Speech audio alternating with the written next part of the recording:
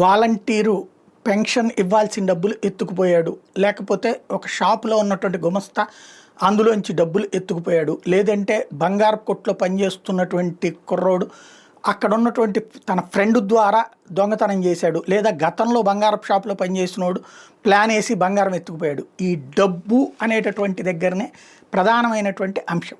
డబ్బు బంగారం ఎవరి దగ్గరన్నా చూస్తున్నప్పుడు, మన దగ్గర లేనిది ఎవరి దగ్గరన్నా ఉన్నప్పుడు వచ్చే ఈర్ష్య, అసూయలు, లేదా ఏది ఇప్పుడు ఈ సినిమాలు చూసేసి చెడిపోతున్నది ఎట్లా అంటే, డబ్బులతో బంగారంతో ఉన్నంత వరకు దర్జాగా బతుకుదాం, ఆ తర్వాత ఇప్పుడున్న బతికే కదా బతికేది, ఏమవుతుందంటే అరెస్ట్ అయితే అనేటటువంటి ధోరణి కూడా పెరిగిపోతుంది. దాని పర్యవసానమే నేరాలు పెరుగుతున్నాయి. తాజాగా ఆడిట్ కోసం వచ్చి బంగారం చోరీ స్టోరీ చూస్తే అట్లాగే కనబడుతుంది.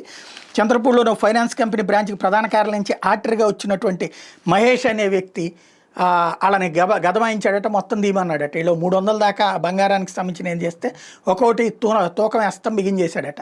ఆ తర్వాత నాకు కాస్త కొబ్బరి బోండం నీళ్ళు కావాలన్నాడట. ఇద్దరు సిబ్బంది బయటికి వెళ్ళాక ఇది తీసుకుని వెళ్ళిపోయాడు అతను.